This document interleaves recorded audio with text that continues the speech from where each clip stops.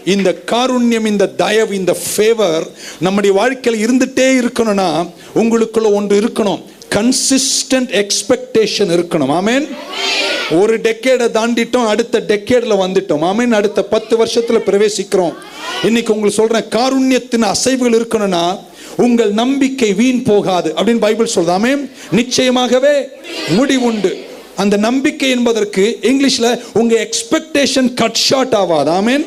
அப்போ பைபிள் என்ன சொல்லுகிறது என்றால், நமக்கு எதிர்பார்ப்பு இருந்துட்டே இருக்கணும். எத்தனை பேர் எதிர்பார்க்கிறீங்க? ஆமென். நாளைக்கு காலையில் எழும்பும் போது எதிர்பார்க்கணும், இன்னைக்கு ஏதோ ஒன்று நல்லது நடக்க போகுது.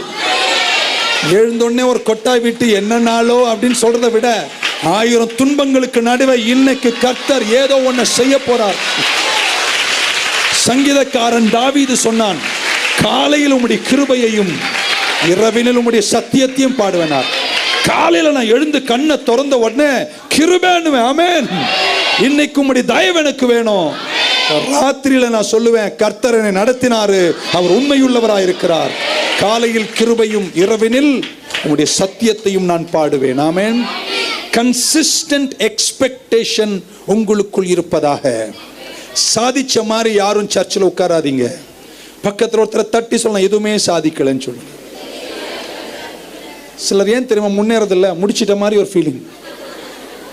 54 வயசுக்கு அப்புறம் நான் இப்படி நினைக்கிறேன், நான் ஒன்றும் சாதிக்கலை, இனிதான் நான் சாதிக்க போறேன். சிலர் இன்னும் ஆமீனே சொல்லலாம். 80வது வயசுல ஆமீன் சொல்ல மாட்டீங்களா? பல்லெல்லாம் கொட்டும் போது பேச முடியாது, சொல்ல சாதிக்க போறேன்.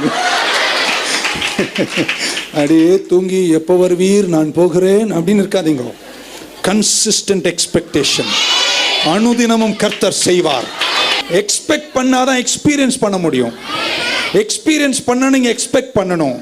உங்கள் வாழ்க்கையில எதிர்பார்ப்பு நலமா இருக்கட்டும்.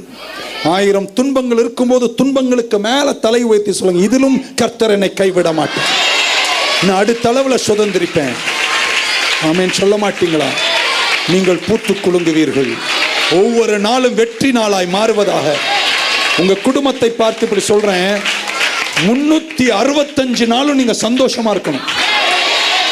சண்டே இருக்கக்கூடாது, அப்படி கலகலப்பா இருந்துடணும். ஒரு நாள் சண்டே வரலன்னு சும்மா அடிச்சுக்கோங்க. Live with great expectation. உங்கள் குடும்பம், சந்ததி, செல்வம், வியாபாரம், தொழில், ஊழியம் எல்லாமே ஒரு எதிர்பார்ப்போடு கூட அனுதினமும் இன்னும் கர்த்தர் செய்வார் என்று எதிர்பார்ப்போடு வாழுங்கள். கர்த்தர் உங்களை கைவிட மாட்டார். ஆமென்.